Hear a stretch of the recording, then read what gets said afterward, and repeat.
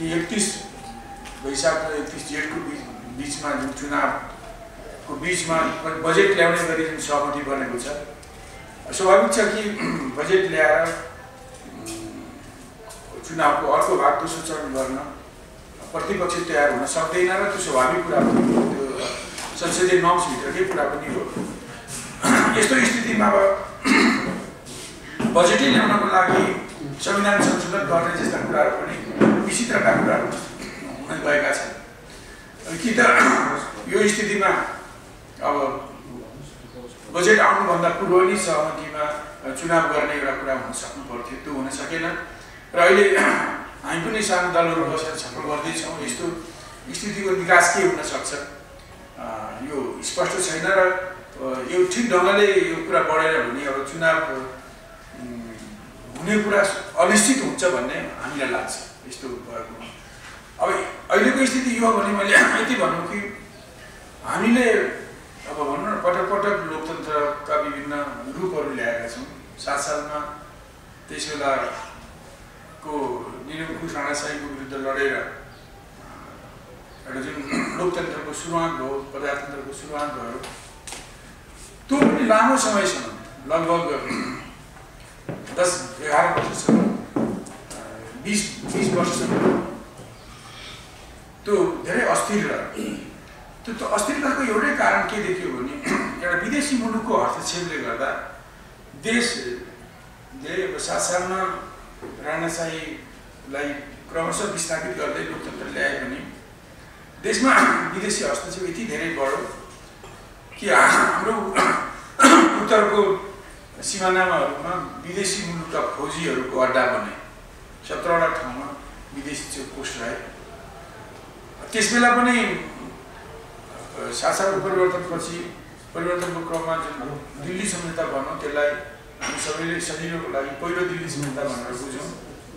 पहिलो दिल्ली सम्झौताले पनि 9-10 सालतिर विधानसभाको चुनाव गरेर संविधान गणतान्त्रिक अथवा जनतान्त्रिक संविधान ल्याउने भन्ने त्यसले घोषणा गरेको थियो। पछि माओवादी आन्दोलनको भुइँ चढेर फेरि पनि जब संविधान सभा आयो, त्यो पहिलो संविधान सभाले केही ल्याउन सकेन, दोस्रो संविधान सभाले जेन तेन सकेसम्म जनताको हित गर्ने गरी एउटा संविधान बनाएको थियो। घोषणा गरेपछि त्यसको विरुद्धमा एउटा विदेशी मुलुकले संशोधन गर्नको लागि नाकाबन्दी नै थोपर्यो र देशभित्रका जनता, दल, सरकार विश्व जनमतको बलमा त्यो परास्त भयो र 72 को माघ 22 गते त्यो फिर्ता भए पनि अब जुन उद्देश्यले जुन एजेन्डा संविधानभित्र नेपालको संविधानभित्र थोपर्नको लागि त्यो नाकाबन्दी गरे ती एजेन्डा अहिले पनि जुनका त्यो छन्। त्यो खास गरिकन 72 सालको असोजको पहिलो हप्तामा दिल्लीबाट प्रकाशित इन्डियन एक्सप्रेस दैनिकले भारत सरकारका मागहरू नेपालका संविधानमा भनेर 7वटा मागहरू ल्यायो, जसमा एक मधेसी प्रदेश, हिन्दी भाषा अपनाउनेको अधिकार, अङ्कित नागरिकलाई सबै ठाउँमा पुग्न सक्ने अधिकार जस्ता कुराहरू त्यसमा लेखिएका थिए र ती कुराहरूलाई थोपर्नको लागि नै नाकाबन्दी गरियो। त्यो नाकाबन्दी फिर्ता भए पनि ती एजेन्डाहरू कायम छन् र अहिले ती एजेन्डाहरू चाहिँ यो संविधान संशोधनको रूपमा अगाडि आइरहेका छन्। र म के भन्न चाहन्छु भने मैले पहिले आएको त्यो लोकतन्त्र पनि नेपाली राजनीतिक शक्तिहरूले एउटा विदेशी भूमिमा बसेर विदेशी भूमि शक्तिको आडमा विदेशी भूमिको सहयोगमा त्यो लोकतन्त्र ल्याएकोले गर्दा शासनको परिवर्तनपछि पनि दशकौँसम्म अस्थिरता रह्यो र जब एउटा स्थितिमा 17 साल पुष 1 गतेको एउटा यस्तो राजनीतिक प्रतिगामी कदम भयो जसले राजाको नेतृत्वमा एउटा निरङ्कुश सरकार स्थापना गर्न मद्दत गर्यो। यद्यपि त्यो प्रतिगामिताको आधारमा र निरङ्कुश तन्त्रको आधारमा बनेको सरकार थियो, तर पनि त्यसले त्यस कालमा केही सरकारहरू स्थिर रहेकोले अलिकति राष्ट्रवादी विदेशी हस्तक्षेपको विरोधमा र राष्ट्रिय स्वार्थको पक्षमा उभिने चरित्र भएको निरङ्कुश सरकार भएको कारणले मात्रै 26 सालमा कृष्णदेव विष्ट प्रधानमन्त्री हुँदा हाम्रो उत्तरी सिमानामा बसेका विदेशीहरूका 17वटा चेकपोस्टहरूलाई हटाउन सकियो र 7 सालमा लोकतन्त्र सँगसँगै आएको विदेशी हस्तक्षेपलाई लगभग 20 वर्षपछि मात्रै आधारभूत रूपमा हटेको। त यसचोटि पनि 52 सालदेखि माओवादीहरूले आन्दोलन सुरु गरे र माओवादीहरूले यो आन्दोलन सुरु गर्दा जतिसुकै उनीहरूले विश्वेश्वर प्रसादको प्रशंसा गरे पनि, झापा आन्दोलनको प्रशंसा गरे पनि, विश्वेश्वर प्रसादका अनुभवलाई पनि नकारेर, झापा आन्दोलनको अनुभवलाई पनि नकारेर माओवादी आन्दोलन भारतमा आश्रित भएर चल्यो, सञ्चालित भयो र 6 वर्षसम्म 96 देखि 2002 सम्म जुन ढङ्गले अब त्यहाँ उहाँहरूले त्यहाँ बसेर आन्दोलन गर्नुभयो र भारतीय शक्तिको सहयोग लिएर आउनुभयो र त्यसले गर्दा पछि 62मा दोस्रो दिल्ली समझौता भयो। त दोस्रो दिल्ली समझौताले पनि पहिलो दिल्ली समझौताले जस्तै नै यहाँ लोकतन्त्र आउने कुराको साथसाथै विदेशी हस्तक्षेप, भारतीय हस्तक्षेपलाई पनि घनीभूत ढङ्गले अगाडि आयो र जुन 1975मा नेपालको तराईलाई छुट्याउनको लागि भारतीय सरकारले जुन मुभ चालेको कुरा त्यसबेला रका दोस्रो हाकिम आरके यादवले आफ्नो मिसन र भन्ने किताबमा उल्लेख गरेका छन्। त्यसबाट नै हामी नेपालीहरूले बुझेका हौँ। त्यो अनफिनिस्ड मिसनलाई माओवादीको आन्दोलनको गुई चढाएर नेपालमा प्रवेश गराइयो र अहिले संविधान आइसकेपछि पनि तिनै रणनीतिलाई थोपर्नको निम्ति अहिले अस्थिरता छ। र मैले तपाईँलाई भनौँ कि हाम्रो एउटा छिमेकी मुलुक जसले हामीलाई धेरै पुरानो मित्र, पवित्र देश, देवभूमि भनेर प्रशंसा गर्न छोड्दैन र उसले हामीलाई स्वतन्त्र र सार्वभौम भने पनि हामी नेपालीहरूको आफ्नो मुलुकको संविधान बनाउने अधिकारमा उसले निरन्तर हस्तक्षेप गर्दै आएको छ। 72 सालको असोज 3 गते हामीले संविधान ल्यायौँ, तर त्यो मुलुकले संविधान आएको सुनेका छौँ भनेर भन्यो र त्यो संविधानप्रति उसको विरोध रह्यो र उसले अन्तर्राष्ट्रिय जगतमा विभिन्न राष्ट्रका राजधानीमा गएर नेपालको संविधान अपूर्ण छ, गैर समावेशी छ र यो परिवर्तन हुँदैन भने नेपालमा स्थिरता हुन्न, विकास हुन्न, शान्ति हुन्न भन्दै हिँडेको छ।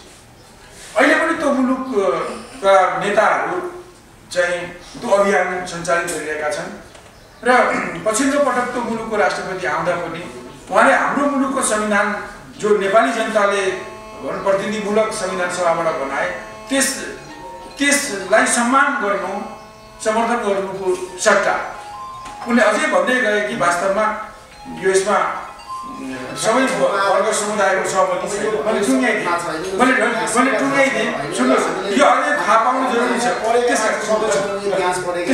त्यसै कारण म के भन्छु भने यो लोकतन्त्र सँगसँगै जुन हस्तक्षेप आयो, शासनमा आएको लोकतन्त्र सँगसँगै आएको हस्तक्षेपलाई हटाउन 20 वर्ष लड्नु पर्यो। यो लोकतन्त्र सँगसँगै जुन विदेशी हस्तक्षेप आएको छ कि नेपालको एउटा भागलाई भनौँ न नेपालबाट छुट्याउने विदेशी मुलुकको पुरानो षड्यन्त्रलाई कार्यान्वयन गर्ने जुन प्रयत्न भइरहेको छ, यो देशको एकता अखण्डताको विरुद्ध हुने एउटा अन्तर्राष्ट्रिय षड्यन्त्र हो।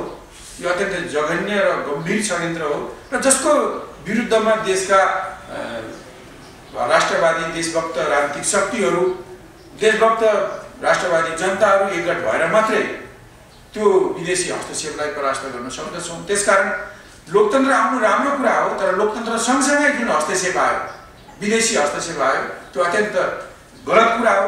त्यही हस्तक्षेपले गर्दा अहिले संविधान पनि ढिलो आएको संविधानलाई पनि कार्यान्वयन गर्न बाधा पुगिरहेको छ र केही संकीर्ण सोच राख्ने नेपालकै केही राजनीतिक व्यक्तिहरू नेपाली जनता र देशभरिका सबै जातिका जनताको हकहितलाई भन्दा पनि बाह्य शक्तिहरूलाई मद्दत पुग्ने ढङ्गले उनीहरूले संविधानको माथि जुन अवरोध ल्याइरहेका छन्।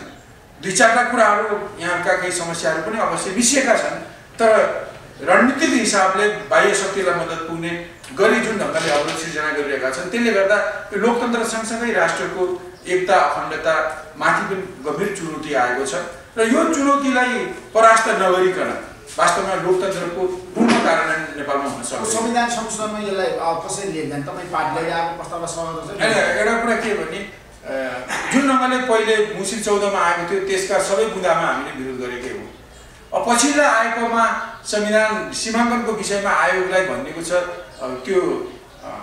त्यो विषयमा हाम्रो रिजर्भेसन छ। हामीले एउटा आयोग यसरी बनोस् कि त्यसले राष्ट्रिय हितलाई संरक्षण गर्न सक्ने, त्यसको म्यान्डेटहरू सुस्पष्ट हुने किसिमको आउनुपर्छ भन्ने आफ्नो छ। अरू मुद्दा पुराना नै छन्, जसले नागरिकमा अङ्गीकृत नागरिकलाई आजको भोलि दिनुपर्छ भन्छन्। सबैलाई बुझ्ने कुरा के भने यो नागरिकता जस्ता कुरा पनि हिजो राम जनकको पालामा के भएका थिए त्यो बेग्लै कुरा हो। अहिले हामी आधुनिक राज्यमा आएका छौँ र यो रेसिप्रोसिटीमा चल्ने कुरा हो, पारस्परिकतामा। हामीले ती मुलुक जुन मुलुकबाट हाम्रा मुलुकमा बिहे गरेर बुहारीहरू आउँछन् त्यो मुलुकमा अन्य मुलुकका नेपालका चेलीहरूले बिहे गरेर जाँदा कहिले नागरिकता पाउँछन् त्यसको पारिस्ताको आधारमा जानुपर्छ। यदि भारतले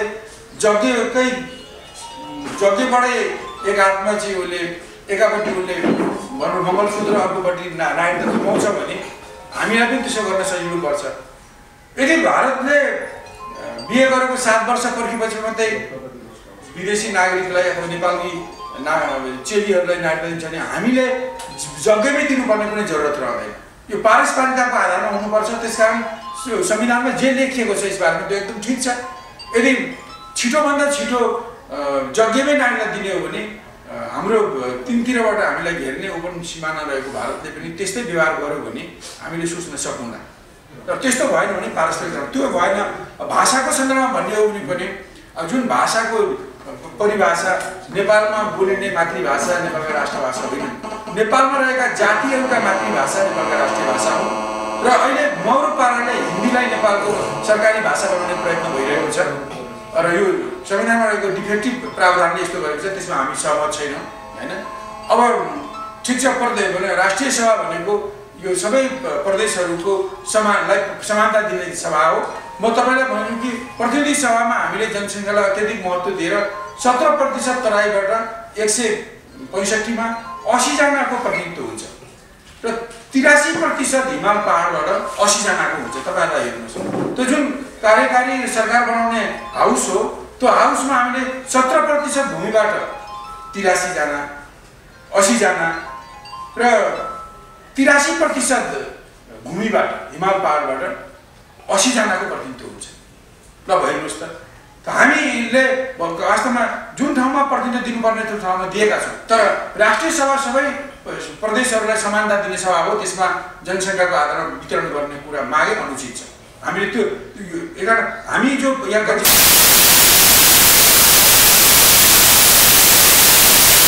समर्थन नगरेपछि विरोध हुन्छ विपक्षी मतदान गर्नु अवश्य। हामी जुन ढङ्गका प्रस्तावहरू आएका छन् यसमा हाम्रो सहमति छैन।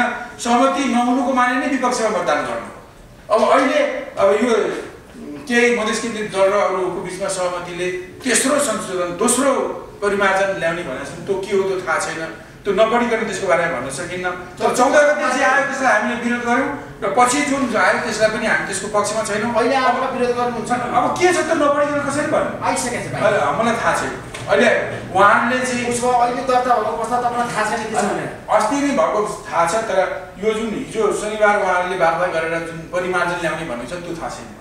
थाहा छैन मलाई त्यो थाहा छैन। एउटा के थाहा छ भने पहिलो 14 गतेकोमा भएको संशोधनको बारेमा मलाई थाहा छ र ती दुईटैप्रति हाम्रो असहमति छ, हामी त्यसको पक्षमा हुँदैन।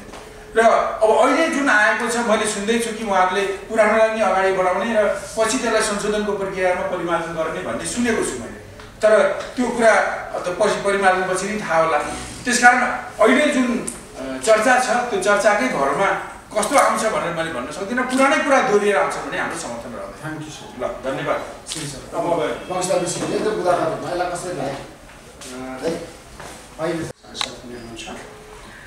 अहिले मुलुकको अगाडि फेरि एउटा बडा विचित्रको चाहिँ परिस्थिति खडा भएको छ।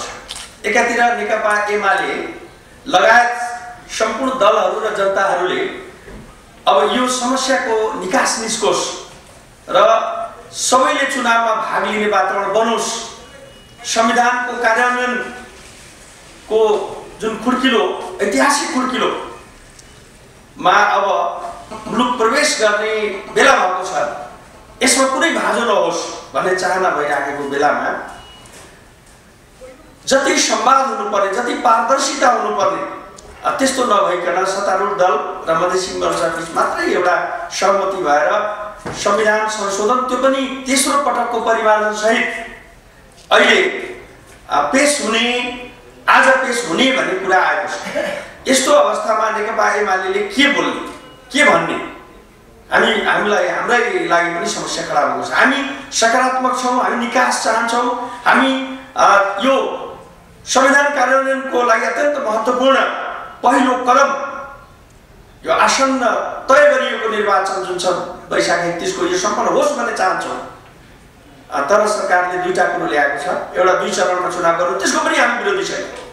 तर त्यो चुनाव जुन जेठ 31 गते 1 महिनाको म्याद राखिएको छ, त्यसमा दुईटा समस्या गम्भीर रूपले खडा भएको छ। एउटा जेठ 15 गते बजेट ल्याउनै पर्ने संवैधानिक व्यवस्था छ कि त त्यसलाई संशोधन गर्नु पर्यो र त्यसलाई सार्नु पर्यो, किनभने जेठ 15 गते बजेट ल्याएर जेठ 31 गते चुनाव गराउँदाखेरि त्यो ठाडै आचार संहिताको उल्लङ्घन भन्ने कुरा त त्यसै भइहाल्छ र त्यसैले कसैले पनि त्यसलाई चाहिँ सहमत हुने त्यसमा अवस्था रहँदैन। त्यसकारण एउटा चाहिँ त्यसमा छलफल नगरिकन हुँदैन। दोस्रो चाहिँ मुस्लिम धर्मावलम्बीहरूको अत्यन्त महान चाड रमजान भन्ने चाहिँ रमादान हो, त्यो 1 महिना चल्छ। त्यो ठ्याक्कै जेठ 15 देखि सुरु हुने रहेछ अनि मध्य पर्छ। त्यो 1 महिनाभित्र उनीहरू भोकै हुन्छन्, उनीहरू कुनै पनि महत्त्वपूर्ण काम गर्नु हुँदैन भन्ने उनीहरूको धार्मिक मान्यता छ। अब त्यो जेठ 31 गते पर्दछ र अहिले जुन भनिएको प्रदेशहरू छ ती प्रदेशहरूमा मुस्लिमहरूको सङ्ख्या चाहिँ निकै उल्लेखनीय छ। देशभरिको सङ्ख्या 4% को हाराहारीमा रहे पनि त्यो प्रदेशहरू गर्दाखेरि 17-18% मुस्लिम आबादी छ। अब उहाँहरूलाई चाहिँ टोटली इग्नोर गरेर अपमानित गरेर धार्मिक आस्थामा चाहिँ चोट पुर्याएर र उहाँहरूको सहभागिता नहोस् वा भए पनि ठिकै नभए पनि ठिकै गरेर जान कतिको उपयुक्त हुन्छ, यो धर्मनिरपेक्ष राष्ट्रको लागि एउटा ठुलो प्रश्न छ। त्यसकारणले त्यो डेटको बारेमा पनि अलिकति समस्या रहेको मैले बुझेको छु। 15 गते के रे भयो 31 गते चुनाव गर्न सकिदैन भने तपाईको भनाइ हो कि चाहिँ 31 गते चुनाव गर्ने हो भने अब संविधान संशोधनमा यो विषय पनि राखौँ। यो बजेट भाषण जुन त संविधानमै प्रावधान राखेको छौँ जेठ 15 गते बजेट भाषण गरेर जेठ 31 चुनाव गर्न सकिँदैन। त्यो केही न केही मिलाउनै पर्छ। त्यसैले के छ भने विगतमा चाहिँ त्यसरी बजेट भाषण गरेर तुरुन्तै चुनावमा गएको इतिहास छैन, किनभने 1 महिना त तपाईँको चाहिँ उनी हुन्छ आचार संहितै लागु हुन्छ नि कम्तीमा। त्यसो भए त्यो त ख्याल गर्नु पर्ला, मिति सार्नु पर्छ उसमा। अब त्यसो भए कि चुनावको मिति सार्नु पर्यो कि अगाडि ल्याउनु पर्यो, सबैलाई उपयुक्त त्यो हुन्छ। अनि के चाहिँ के हुन्छ भनेदेखि चुनाव यो बजेटको कुरा गर्नु पर्यो, यो टेक्निकल कुराहरू पनि छन्। यो ज्यादै त्यस्तो ठुलो कुरा नभए पनि यो टेक्निकली पनि इम्पोर्टेन्ट भएर गएको छ, त्यो रमादानको कुरा हो। अब कन्टेन्टमा अब एमाले के गर्छ, सबैको चासो संविधान संशोधन प्रस्तावमा के गर्छ। अब हामीले के खोजेका थियौँ भने कि यदि यो सीमाङ्कन सम्बन्धी कुराहरूलाई अर्को व्यवस्था चाहिँ गरेर जाने हो भने अब एमाले सकारात्मक हुन्छ, हामी लचकतापूर्वक हेर्छौँ भन्ने कुराहरू हामीले भन्दै आएको पनि हो। तर त्यो अब चाहिँ बिचमा फेरि अर्को संशोधन ल्याइयो र धारा 274 मा अनावश्यक रूपले संशोधन गर्न खोजिँदैछ। जुन प्रस्ताव अझै राम्रोसँग औपचारिक रूपले आएको छैन, के परिमार्जन भएर आउने हो। अब हुँदा कहाँसम्म भनिएको रहेछ भने सम्बन्धित प्रदेशले सहमति दिनुपर्ने त्यहाँसम्म त ठिक छ, सम्बन्धित जो इन्भल्भ हुन्छ सीमाङ्कनको हेरफेरमा तिनीहरूले चाहिँ सहमति दिने। अब त्यसपछि के भनियो कि सहमति हुँदाको बखत प्रदेश सभाले नै सम्बन्धित सङ्घीय संसदले गर्न पाउने हो भनेपछि त्यसमा के देखियो भने अहिले प्रदेशको चुनाव गराउनुभन्दा अगाडि त्यो हेरफेर गरिहाल्नुपर्छ भन्ने खालको त्यहाँ ट्याक्टिकल बाटो देखियो। त्यहाँनिर पनि प्रश्न छ। दोस्रो हुँदा हिजो मैले के खबर पढेँ भने मन्त्री परिषदले के निर्णय गर्यो भने अब त्यो सहमति पनि नचाहिने, परामर्श भए पुग्ने। अब यो कतिको सत्य हो तपाईँको मिडियामा आएको खबर हो। मन्त्री परिषदको निर्णय चाहिँ त्यस्तो खालको भए नि। त्यसो भएको हुनाले हामीले पुरै कन्टेन्ट के हो त विषयवस्तु त्यो आधिकारिक रूपले हाम्रो अगाडि नआएसम्म यसै गर्छौँ भनेर भन्ने बेला भएको छैन। बिल्कुल हामी चुनाव हुने कुराको लागि वातावरण बनाउनको लागि हामी जे यावत समस्या जे समस्याहरू छन् त्यसको समाधान गर्ने दिशामा सकारात्मक छौँ, त्यो भन्दै आएका पनि छौँ, भोलिका दिनमा पनि हामी रहनेछौँ। त्यसो भएको हुनाले कन्टेन्टहरू ल्याएर जुन खालको यो वार्ता र संवादमा कन्जुसियाइ भएको छ एकै ठाउँमा राखेर कुरा गर्दा के बिग्रिन्छ। प्रमुख प्रतिपक्षी दल र मधेसी मोर्चालाई प्रधानमन्त्रीले एकै ठाउँमा राखेर कुरा गर्न सक्नुहुन्थ्यो नि त। अनि कयौं कुराहरू क्लियर पो हुन्थे कि, कयौं कुराहरू चाहिँ अझै अर्कै ढङ्गले आउँथे कि, एउटा सकारात्मक वातावरण बनाउनु पर्थ्यो नि। अब छुट्टै छुट्टै राखेर गर्ने, छुट्टै छुट्टै राखेर जो पनि चाहिँ सबभन्दा लास्टमा सबै निर्णय गरिवरी अनि प्रमुख प्रतिपक्षी दललाई पुछे जस्तो गर्ने, अब यो तरिकाले पनि अलिकति समस्या सिर्जना भएको छ र सरकारले नै या सत्तारूढ दलले नै चाहिँ अलिकति यो प्रमुख प्रतिपक्षी दललाई अब उपेक्षित गरेर लतारेर जे गरेर लानुपर्छ कि क्या हो अनि जस्तो पो लागेको छ भन्ने आभास भइरहेको छ। त्यसो भएको हुनाले हामीले अझै पनि संवादलाई घनीभूत बनाऊ, अझै पनि चाहिँ हामीले यी सबै समस्याहरूलाई समाधान गर्ने दिशामा यो बिचमा भएका प्राविधिक समस्या, नेटका समस्या, यी सबै समस्याहरूलाई र कन्टेन्टमा भएका विषयवस्तुलाई पनि सामने ल्याएर आधिकारिक रूपले प्रमुख प्रतिपक्षी दलहरूको अगाडि राखेर छलफल गर्नको लागि म यो रिपोर्टर्स क्लबको माध्यमबाट आह्वान गर्छु। एमाले सकारात्मक छ पनि सम्बन्ध गराउने पक्षमा छ र सबै दलहरू सारा जनता त्यसमा सामेल गराइयोस् भन्ने पक्षमा छ। त्यो कुरोमा आह्वान गर्न चाहन्छु। धन्यवाद। र सीमाङ्कनलाई छोडेर अन्य एजेन्डाहरूलाई संशोधन प्रस्तावको रूपमा सरकारले ल्याएको छ।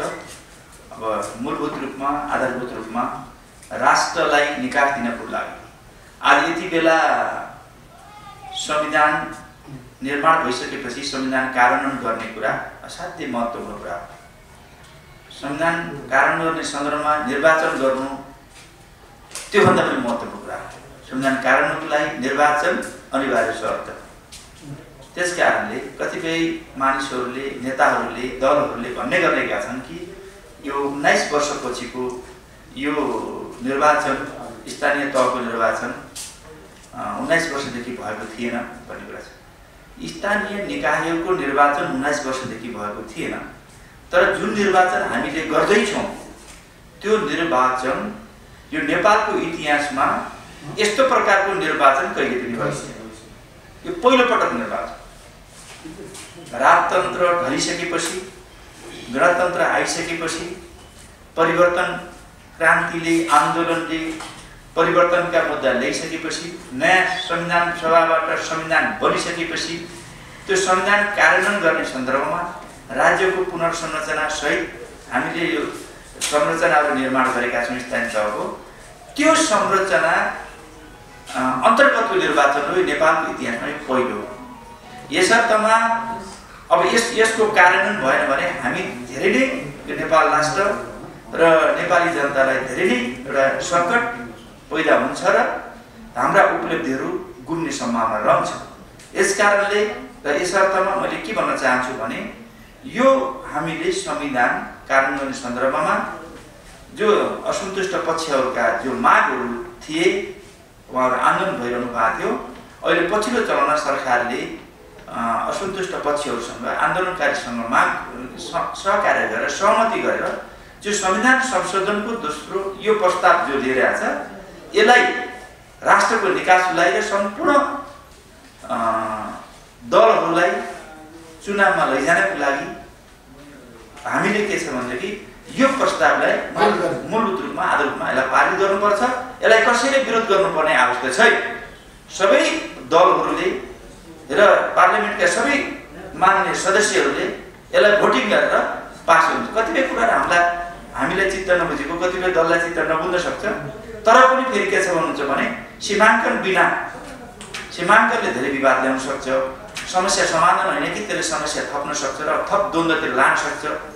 भनिसकेपछि सरकारले त्यो सीमाङ्कन सहितको त्यो संशोधन प्रस्तावलाई फिर्ता लिएको सन्दर्भमा र सहकार्य गरेर सहमति गरेर नयाँ संशोधन प्रस्ताव ल्याएको हुनाले राष्ट्रको निकास र यो संविधान कार्यान्वयनको लागि यो संशोधन प्रस्तावलाई हामीले मूलभूत र आधारभूत रूपमा 100% चित्त नबुझ्दा, तर यसलाई हामीले के छ भनेदेखि राष्ट्रको हितमा, जनताको हितमा, संविधान कार्यान्वयनको लागि, शान्ति र स्थिरताको लागि हामीले यो संशोधनलाई पास गर्नुपर्छ र कसैले विरोध गर्न आवश्यक छैन भन्ने ठान्छु। अब यो पारित गराउन त एमालेले पनि समर्थन गर्छ हैन? एमाले समर्थन विरोध गर्नुपर्ने कुनै कारण छैन। जहाँसम्म एकजना माननीय सदस्यले कुरा राख्नु भएको छ, यो संशोधन प्रस्ताव आएको छ। अथवा यो निर्वाचनलाई 2 चरणमा गर्ने भनेर जो प्रस्ताव आएको छ, सहमति हुन खोजिरहेको छ, यो निर्वाचन भन्दा अगाडि हामीले यो वार्षिक बजेट ल्याउनु हुँदैन भन्ने प्रकारका चाहिँ प्रतिपक्षबाट आवाजहरू सुनिने गरेको छ। यो बजेट र निर्वाचन यो अलग कुरा हो, यसो कुनै साइनोर सम्बन्ध हुन्। बजेट भन्ने रेगुलर प्रक्रिया हो, निर्वाचन भन्ने विशिष्ट तिथि हो। अहिलेको मैले भनिहालेँ, नेपालको इतिहासमा पहिलो पटक नयाँ संविधान अन्तर्गत, नयाँ संरचना अन्तर्गत, स्थानीय तहको संरचना अन्तर्गत हामीले यो निर्वाचन गराउँदैछौँ भने यो विशिष्ट तिथि हो। संविधान नियमित प्रक्रिया। यसभन्दा पहिला एमालेको नेतृत्वमा रहेको सरकारले जेठ 15 गते बजेट ल्याएको थियो, वार्षिक बजेट ल्याएको थियो भने मङ्सिरमा चुनाव घोषणा गरेको थियो। भनेपछि जेठ 15 गते बजेट ल्याउने, मङ्सिरमा चुनाव गर्ने घोषणा गरेको थियो। त्यसो भए उनीहरूले चाहिँ के छ भन्नुहुन्छ भने बजेट ल्याइसकेपछि निर्वाचन घोषणा किन गरेका थिए? बजेटपछि निर्वाचन किन ल्याइयो? निर्वाचनको प्रस्ताव किन ल्याइयो? फेरि एमाले ल्याएको बजेट अहिले कार्यान्वयनमा गइरहेछ। अनि यो बजेट अन्तर्गत फेरि यो निर्वाचन त गर्नु भएन, बजेटपछि निर्वाचन गर्नु हुन्न भन्ने हो भने त यो अहिले एमाले ल्याएको बजेट छ भने यो अहिले चुनाव किन गर्नु? कसैले त 15 दिन अगाडि बजेट ल्याउने, 15 दिनपछि चुनाव ल्याउने भने गर्ने भएपछि त त्यो त चुनावलाई प्रभावित पार्छ भन्ने कुरा तर्क आइरहेको होइन। त्यो त अगाडि पछाडि 15 दिनको कुरा होइन, यो त नियमित प्रक्रिया हो। अहिले राष्ट्रलाई निकास दिनको लागि आचारसंहिता विपरीत त भयो नि त निर्वाचन आयोगले गरेको भन्दा। बजेटसँग चाहिँ आचार संहिताको कुनै सम्बन्धै हुँदैन। के आचार संहिता सम्बन्ध हुन्छ? अरू चाहिँ उद्घाटन गर्ने अन्य विषयहरूमा पो चाहिँ के छ भनेदेखि सरकारी साधन स्रोतको दुरुपयोग नगर्ने भन्ने विषय यो आचार संहितासँग सम्बन्धित हुन्छ। जहाँसम्म चाहिँ बजेट नियमित प्रक्रिया छ, यसमा चाहिँ निर्वाचनको कुरा आउँछ। त्यसभन्दा लोकप्रिय कार्यक्रम ल्याएर प्रभावित हुन सक्छ भन्ने विपक्षीहरूको छ नि त। लोकप्रिय कार्यक्रम ल्याएर त राष्ट्रको लागि, जनताको लागि हित हुन्छ नि, राष्ट्रलाई उन्नति समृद्धि हुन्छ। त्यो लोकप्रिय बजेट एमाले ल्यायो भनेदेखि राष्ट्रको हित हुन्छ। राजनीतिक हिसाबले घाटा हुन्छ भन्ने होला नि। राजनीतिक हिसाबले घाटा नाफा हुन्न नि, राष्ट्रलाई सोच्नु पर्यो नि, देशको विकासलाई सोच्नु पर्यो नि। हामीले यो जस्तो कि यसभन्दा पहिला ओलीजीको नेतृत्वमा सरकार बन्दा सरकारले त्योभन्दा पहिला वैशाखमा सरकार ढल्नेवाला थियो। एमाले र माओवादी केन्द्रको बिचमा सहकार भए पनि, सरकारलाई सहकार भए पनि सरकार वैशाखमा ढल्ने स्थिति थियो। हामीले होइन, इमान्दारीपूर्वक सरकारलाई बजेट ल्याउन दिनुपर्दछ। बजेटपछि सरकारको नेतृत्व परिवर्तन गर्दा त्यो उचित हुन सक्छ। बजेट ल्याउन नदिइकन सरकारलाई छोडाउँदाखेरि नैतिक रूपले पनि अलिकति चाहिँ समस्या हुन सक्छ, राम्रो हुँदैन भनेर हामीले बजेट ल्याइसकेपछि सरकार परिवर्तनको कुरा गऱ्यौँ। बजेटभन्दा पहिले ढाल्न सकिन्थ्यो नि। यो त न्यूनतम इमान्दारीका कुरा पनि हुन्छ। यो अहिले बजेट त नियमित प्रक्रिया भयो, तर के छ भन्नुहुन्छ भने यो आज देशमा जुन प्रकारको हिजो नाकाबन्दीदेखि लिएर संविधान कार्यान्वयनदेखि लिएर असन्तुष्ट पक्षलाई राष्ट्रिय राजनीतिको मूलधारमा ल्याएर संविधान कार्यान्वयन गर्ने जो सवाल छ, यस्तो विषयमा हामीले चाहिँ बजेट भन्दा पछाडि निर्वाचन गर्न हुन्न भनेर अत्तो थापेर वास्तवमा यो संविधान कार्यान्वयन र निर्वाचन गराउने सम्बन्धलाई रोक्न राम्रो हुँदैन भन्ने मेरो तर्क हो। बजेट कसले ल्याउँछ होला साँच्चै नेताजी भनिदिनु न। बजेट त सरकारले ल्याउँछ। कुन सरकार? देउवा सरकार, पर्सेन्ट सरकार होइन। त्यो त चाहिँ के छ भनेदेखि जो सरकार हुन्छ त्यति बेला त्यही सरकार ल्याउँछ। कुन सरकारले गठबन्धनले के छ भने जस्तो अब एउटा कोर्टले ल्याएको प्राइम मिनिस्टरको पनि उहाँले चाहिँ शेरबहादुरले पहिलो चरणको अहिले प्रचण्डले गराउनु, दोस्रो शेरबहादुर गरिन्छ हो सहमति। त्यो त चाहिँ सरकारले सोध्नु, सरकारको होइन। अहिले म सरकार नभए हुनाले त्यति धेरै जरुरी छैन। तर अहिले तत्काललाई यो गठबन्धनलाई तोड्न पर्ने, यो गठबन्धनलाई चाहिँ फेरि परिवर्तन गर्नुपर्ने कुनै मैले आवश्यक ठान्दिनँ। स्मुथली चलिरहेको छ गठबन्धन होइन। त्यस कारणले अब कसले बजेट ल्याउने, कसले नल्याउने भन्ने कुरा छ भने यही गठबन्धनले बजेट ल्याउँछ।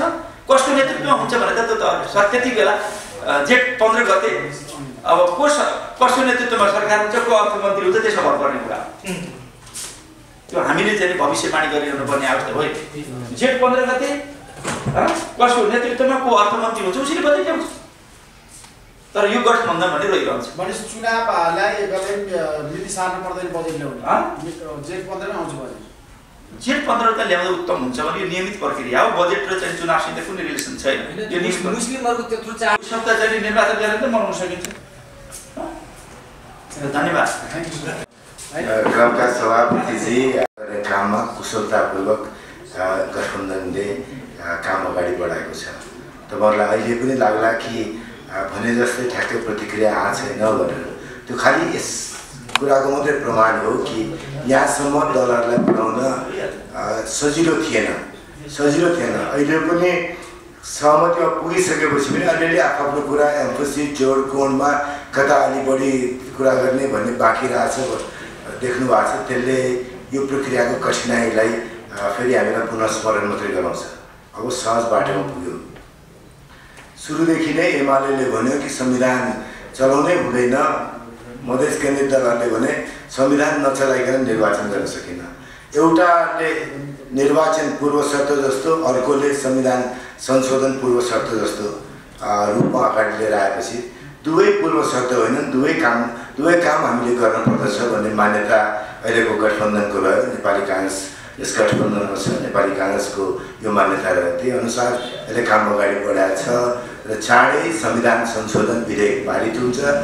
वैशाख 2074 साल वैशाख 31 गतेदेखि स्थानीय तहको निर्वाचनको प्रक्रिया प्रारम्भ हुन्छ। पहिलो चरणमा सबैलाई थाहा छ प्रदेश नम्बर 3, 4 र 6 मा निर्वाचन सम्पन्न हुनेछ।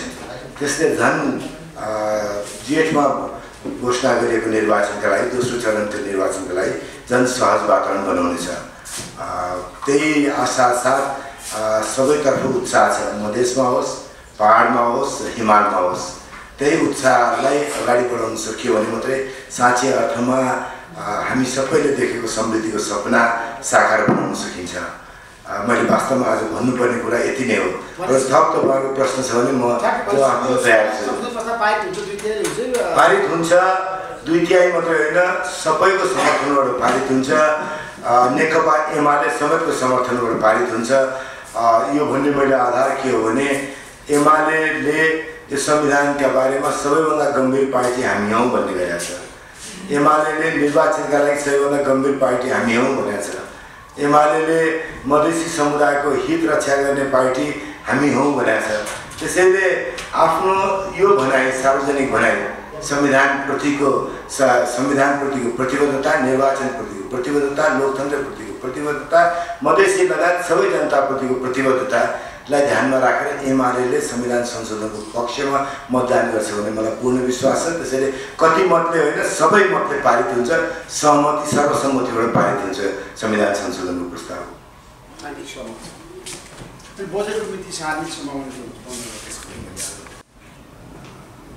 प्रधानमन्त्रीज्यूले मन्त्री परिषदमा गर्नुभएको र मन्त्री परिषदमा रहनुभएका हाम्रा साथीहरूले हामीलाई गर्नुभएको ब्रिफिङ के हो भन्दा नेकपा एमालेका नेता, प्रमुख प्रतिपक्षी दलका नेता केपी शर्मा ओलीजीसँग भेटेपछि 31 गते दोस्रो चरणको निर्वाचन हुने, 15 गते बजेट आउने, बजेटले प्रभावित गर्ने हुन्छ। त्यसैले निर्वाचन गर्दा बजेटको प्रभावमा निर्वाचन हुनु उचित हुँदैन भन्ने विचार राख्नु हो भन्ने कुरा आयो। त्यसैले अहिले हामी जेठ 15 मा निर्वाचन गर्ने बजेट ल्याउने, तोकेको दिनमा बजेट ल्याउने चलन ठिक हो। यो गते अथवा अर्को गते महत्त्वपूर्ण होइन, त्यो कुरा ठिक हो। संविधानमा त्यसै गरी व्यवस्था गरेर, तर अहिले सङ्क्रमणकालीन व्यवस्था कि संविधान पूर्ण रूपमा सबै निकायहरू निर्वाचन गरेर एउटा नर्मल स्थितिमा पुग्नु 3 चरणको निर्वाचन भएपछि पुग्छ। त्यो बेलासम्म कतिवटा विषय व्यवस्था हामीले सङ्क्रमणकालीन व्यवस्था गरेका छौँ। त्यसैले जेठ 15 मै हुनुपर्छ भन्ने भएन। एमालेलाई पनि चित्त बुझाउनका लागि जेठ 15 को अहिलेको व्यवस्था अलिक पछि गरेर निर्वाचन पछि गर्दाखेरि हुन्छ भन्ने उहाँहरूलाई लाग्छ भने हामीले एमाले भनेको कुरा यसमा नमान्नुपर्ने, यसमा अर्को थाप्नुपर्ने केही जरुरत देख्दैन। तर संविधानमा तोकेको दिनमै सधैँ बजेट आउनुपर्छ भन्ने जुन संविधानले स्वीकार गरेको सिद्धान्त छ, त्यो सिद्धान्तलाई नपछ्याइकन अहिलेको परिस्थितिमा स्थानीय निर्वाचनलाई प्रभावित नगर्ने गरी बजेटको मिति अलिक पछाडि सार्नलाई उपयुक्त हुन्छ। संविधान संशोधनका अरू विषय पनि संसदमा छन्, त्यसैले यो सङ्क्रमणकालीन धारामा जेठ 15 को सट्टा अर्को दिन तोक्नलाई अनुपयुक्त हुँदैन। यसमा हामी नेकपा एमाले उठाएका कुरालाई ध्यानपूर्वक लिएर उहाँहरूलाई पनि चित्त बुझ्ने गरीको निकास खोज्छौँ। एउटा अन्तिममा नेपालमा सत्ता हस्तान्तरण सजिलै हुने गरेको छैन। विगतमा तपाईँ एमालेसँगको गठबन्धन हुँदाखेरि यहाँसम्म पुग्यो, अहिले फेरि सत्तालाई सहज छोड्ने कि नछोड्ने भन्ने प्रश्न पनि व्याप्त बाहिर आइरहेको छ। तपाईँलाई के लाग्छ, अहिले सहज रूपमा हस्तान्तरण हुन्छ कि अब केही तलमाथि गडबड हुन्छ जस्तो लाग्छ? तपाईँहरूले सोध्नु र जिज्ञासा राख्नु कसो पो हुन्छ भन्नु अनुचित होइन, तर हामी जसरी यो गठबन्धनको सञ्चालन गरेका छौँ यसमा हामीले प्रधानमन्त्रीज्यूप्रति उहाँको पार्टीप्रति आशंका गर्ने ठाउँ छैन। मलाई पूर्ण विश्वास छ हाम्रो जुन सहमति हो गठबन्धन निर्माणको बेला त्यही सहमति अनुरूप नै सरकारको नेतृत्व परिवर्तन हुन्छ, गठबन्धन कायम रहन्छ। अहिले जेठ 31 को जुन निर्वाचन छ त्यो चाहिँ मतलब कि बजेटभन्दा अगाडि नै निर्वाचन गर्ने चाहिँ मतलब कि सार्न सक्छ कि सक्दैन? बजेटभन्दा अगाडि निर्वाचन गर्ने भन्दा निर्वाचन जेठ 31 मै सबै किसिमको तयारी सम्भव छ भनेर मधेसी मोर्चामा आबद्ध दलहरूले भन्नुभयो भने यत्रो ठुलो समस्या समाधान हुन थालिरहेछ। 10 दिन अघि र 10 दिन पछिको बजेटले केही फरक पार्दैन। बजेट कार्यान्वयन त साउन 1 गतेदेखि हुने हो नि, साउन 1 भन्दा अगाडि बजेट हुनु पर्यो। त्यसैले जेठ 31 मा निर्वाचन सम्पन्न गरेर असार 15 भित्र बजेट ल्याए पनि अप्ठ्यारो परेन। पहिले पनि असारको अन्तिम सप्ताहतिर बजेट प्रस्तुत हुने गर्थ्यो, त्यसैले यसमा कठिनाइ छैन। एमाले भने जस्तो बजेटबाट निर्वाचन प्रभावित नहोस्, मधेस केन्द्रित दलहरूले जो अहिले सम्झौता गर्नुभएको छ सबै सहमति निर्माण गर्नका लागि, उहाँहरूले भने जस्तो उहाँहरूलाई पनि निर्वाचनको तयारीका लागि यथेष्ट समय पुगोस्। यो कुरालाई ध्यानमा राख्दा असार 15 मा हो भने साउन 1 देखि लागू गर्ने बजेटका लागि कुनै कठिनाइ हुँदैन। Thank you so much.